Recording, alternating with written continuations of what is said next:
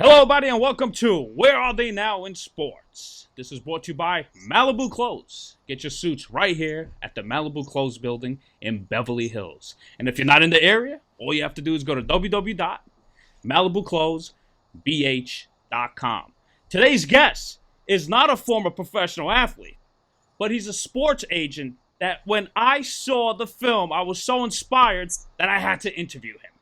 From the movie Dollar Arm, please welcome JB, the impossible to be possible, Bernstein. How are you, baby? That's like the best interview I ever got. I feel like I should be stepping into a boxing ring, Eddie. That's awesome.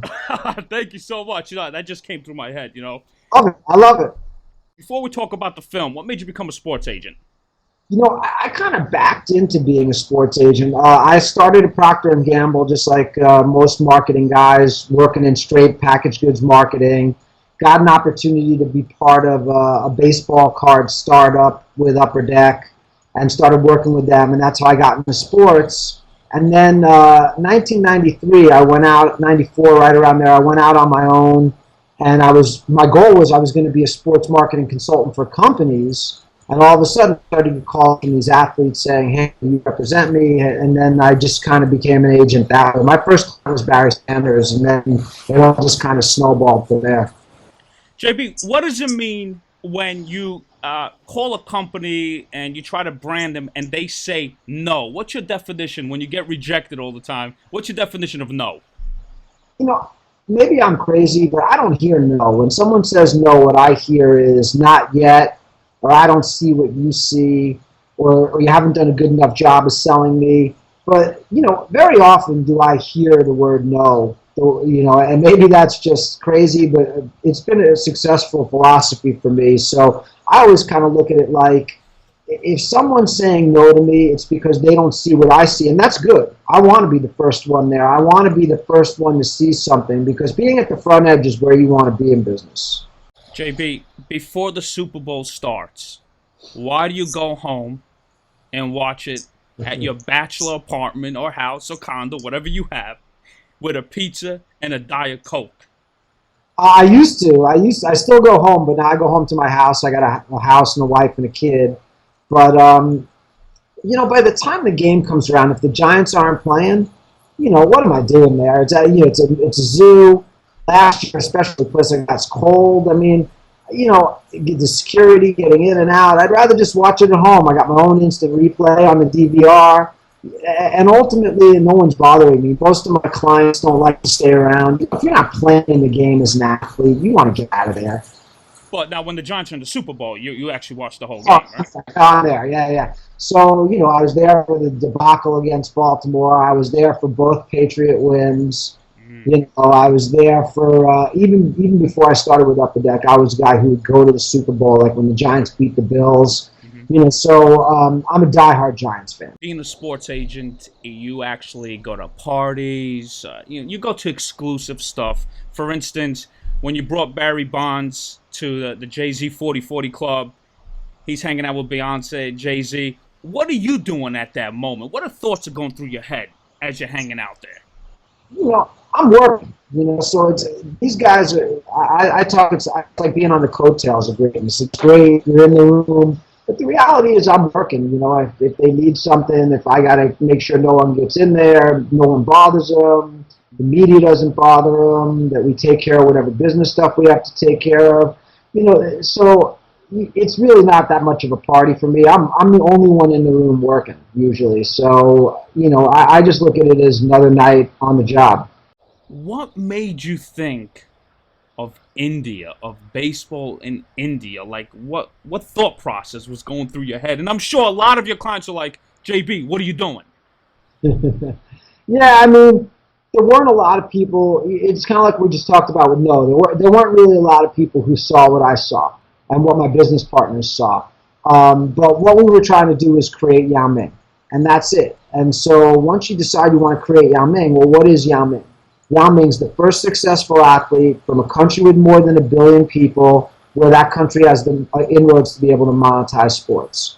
So India is the only country left. As soon as you think about India, it's got to be baseball. They all play cricket. It's the only sport that's even close to cricket is baseball. And the best way to find guys is the same way we do it here in America or everywhere else in the world, is American Idol. You do a TV reality show. And so the progression, once you realize you want to create Yao Ming, it almost dictates that this is how you do it, although it's hard for people to see it from the front end without going through that process. When you get to India, I think that was one of the biggest headaches of your life. I mean, just think about it. What you had to go through. Talk to me about some crazy experiences that you had there. As far as the organizing things, and baseballs were wrong and the whole nine. Yeah, I mean, pretty much doing business in India is very difficult compared to doing business in most of the countries where I've worked. Everything's different. There's a language barrier, there's culture barrier, there's an understanding barrier. You know, the things that are commonplace here in the United States, like repairing a radar gun or electricity, or, you know, these are things that are very different in India. How to get permissions, even something simple like just how to get permission to operate in a park. Here in the United States, you walk in the permission office, you fill out some paper, you give the guy $50, and boom, stamps your thing, you got your permit.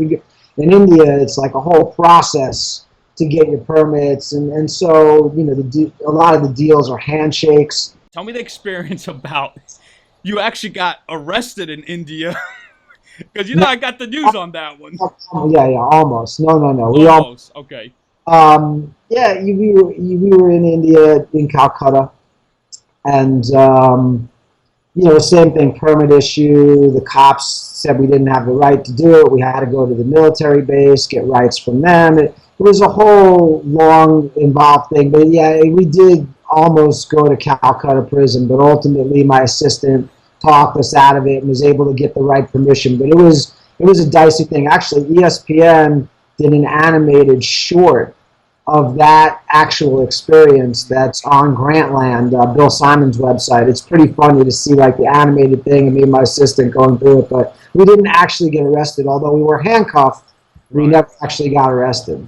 You finally found two kids. You brought them to the United States. How hard was it for them to adjust? In India, they don't dream. They don't have dreams. In the United States, we have dreams. They come to the United States. What was it like for them to adjust to this lifestyle, especially in Los Angeles? Wow, yeah, I mean, it was tough.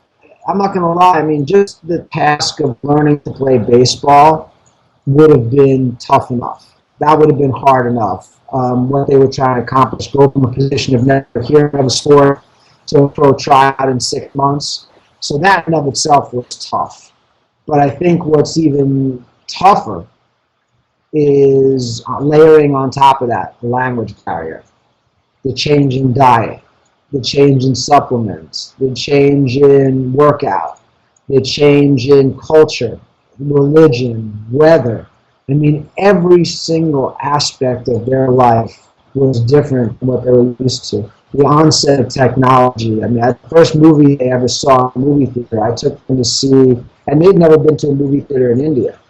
I took them to see Iron Man 1 in 3D, and like they couldn't believe it. It was just something like they couldn't have even imagined. So when you talk about no dreams, I mean, it was almost everything that they experienced in India, in America, was something that they never even could have begun to imagine where they were from. JB, I got the book right here. I actually bought it 2 days ago. I read the whole thing. All right, here we go. Love it. Yeah, what's up, Eddie? Right, this is where I get my research. I saw that's awesome because now I sold 3 books. My wife, my mother, and you. Oh, okay, no problem. I know Mark Giardi. He used to play in the major leagues. Now he's a Hollywood producer. Played for the Milwaukee Brewers for like I think 2 weeks at the big league level, which is great because in the baseball encyclopedia, which you love when you were a kid reading encyclopedias, he's in it. So that's the bottom line. How did you convince him to get this movie going after the book? So it's a little roundabout story, but in essence, I saw Mark. I came home in the middle of the first contest for a week to deal with some football stuff for Super Bowl with some of my clients. This is like January 2008. And I told him what I was doing, and he's like, "That sounds like a terrible idea. That wouldn't make a good movie. You know, that'll never happen." And so I was like, "Okay." I get back to the United States. The kids are training. We're at USC. Another friend of mine, Neil Mant, who produces the ESPYs and the Jim Rome Show, and he's a big sports TV producer, come to me and said he wants to make a documentary about what we're doing with the kids. I'm like, all right, no problem. You can do a documentary. So he starts filming. The kids get signed in November, and he said, I think this could be a movie. And I'm like, you're crazy. He's like, no, I think this could be a movie. I said, all right, great. Well, I'll introduce you to Mark Giardi. He's produced The Rookie, The Invincible, Miracle, Secretariat. He's produced all these sports movies. When he tells you it's a bad idea, will you leave me alone? And he's like, yeah, sure. So we go into Mark's office, they show him the tape, and Mark just stands and goes, I love this. And I was like, you told me this was the worst idea ever. And he's like, yeah, well, I didn't know you'd get the kids signed. JB, as far as casting, why Jon Hamm? Were there other actors that you wanted, attached to the project? Let's say if Jon Hamm declined, why him? Yeah, you don't get a say, is the answer. So, I mean, what do I know about making movies? Disney makes those decisions, the producers, the director. It's not really up to me. I think he did a great job. I couldn't pick anybody better, out there. I mean, I feel lucky that he did it. But I mean, ultimately, in terms of casting, you don't really get any say in these type of situations. But I'm lucky that it was him. I'm proud it was him. He did a great job. And look, I mean, what film producer, what studio is not trying to get Jon Hamm in a movie? Right. The fact that Disney got him to do this, I mean, I feel lucky. Tell me the feeling. May 16th. The premiere doesn't count, but May 16th. All over the nation, this past Friday, May 16th. In the movie theaters, you see $1 Million Arm. Tell me what's going through your mind. The predominant emotion is pride. I'm proud of Rinku and Dinesh and what they did. Because that's really what this is all about. The movie's told from my point of view. But in essence, if those kids don't get signed, if they don't do something that's never been done in the history of the world, go from a position of never having heard of a sport to signing pro contracts in 6 months, to having the success that they've had, especially Rinku, this never happens. So predominantly, I'm really proud. I'm also humbled that, this is something that I get to be a part of.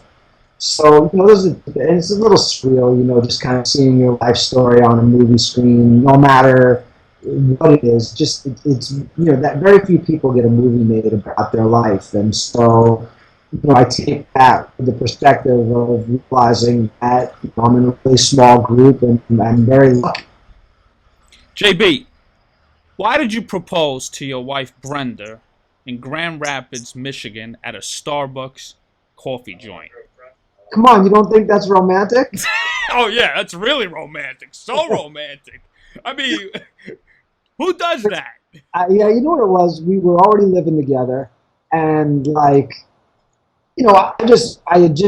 just gone to her parents' house in Grand Rapids to kind of meet her parents. I mean, I think that I just kind of thought it was like unspoken that we were going to get married. And I just kind of said, I was like, you're going to marry me, right? I wasn't necessarily meant to be a proposal, but I guess it kind of ended up being one. I was just kind of asking that question, but that ended up being the proposal. I made up, and I got like a huge rock, and trust me, I did all my husbandly duties there. When you were a bachelor, I love your line when you go up to girls. Hi, I'm JB. What's your name? That's the best one. I actually do that. To be honest, it's simple. There's no lines. It's like. Well, my attitude was always like, if I always kind of look at every situation, deal, pick up, whatever it is. I try to put myself in the other person's position. If I was a girl, somebody came up to me with like a line, it would be an automatic no. If I was walking up to a person in a business meeting or anybody else in the world, I would just introduce myself. Why should it be any different to a girl? So I always just came up, hey, what's up? My name's JB. What's your name? What do you do? You know, just ask questions. You want just like a normal conversation. I totally agree, my man. I totally agree. But, so you know how it goes, Eddie. It's one of those things. Is like I see guys all the time. They got all these things planned. They got the lines. They have certain way they come at it. So you know what, man? There's either chemistry or there's not. It almost doesn't matter what you say. Exactly. So when you and Mark Giardi would go out in South Beach when you guys were single, I mean, you both are good-looking guys. It's like you guys are like Mariano Rivera. You close a deal in seconds, right? Dude, I could have lived off Mark Giardi's overflow, man. Mark's a good-looking guy. I got most of mine off personality, but yeah, we had a lot of fun back in the day, no doubt about that.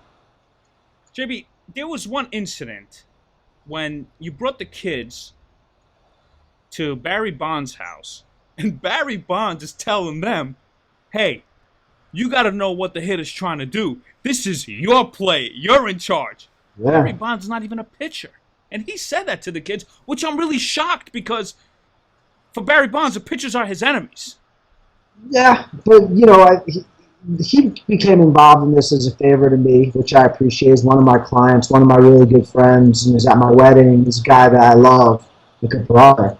And so the fact that he took his time, and I'm a big believer in that, being a great pitcher, part of that's knowing what a hitter's thinking. And these kids don't have the benefit of growing up in baseball and knowing certain things, just like pitcher tips his pitches, hitters tip what they're doing. And for Barry to give his insights into what they should be thinking about, what the hitter's thinking about, how to attack guys based on where they're standing in the batter's box, it's one of those things where I'm really grateful. But yeah, I mean, he probably knows more about pitching than most pitchers. And the guy hit a home run off over 550 different pitchers in his career. So he must know something about pitchers. No, he was one of my favorite hitters, I'll tell you. I mean, the guy hit bombs, literally. And I had a conversation with him in West LA Little League, because on the side I give batting lessons too, and we were talking hitting for 2 hours. I believe it. It's his favorite topic, I'll tell you that. Yeah. I mean, he was impressed with my knowledge. I believe it. All right, well, JB, it's been fun, man. I really enjoyed the film. I said to myself, and I told people how I met you on Twitter, and yeah, no, but I'll tell you right now, I'm glad we became friends, Eddie. I consider you a friend. I really love what you do. I think you're a good guy. You have integrity. You're a good journalist, and the one thing I love about you, man, is your smile is infectious. You're a happy guy. And you live life to the fullest, and it's something that people who follow you should really respect. I do. No, I totally appreciate that compliment. I look at it this way. Hey, if you wake up in the morning and you can walk and you can see and every muscle is functioning, then you're good to go. I don't care what day it is. When people say, "Oh, it's a Monday," I don't even care, baby. I'm here, baby. Well, I appreciate it, and I'm glad we became friends, and I look forward to continuing that going forward, brother. Oh, absolutely. Well, give your daughter. You have a daughter, right? Yeah, Delphine. Delphine, give her a kiss for me. Give a hug to Brenda, and enjoy this, my man, because it's amazing what you did.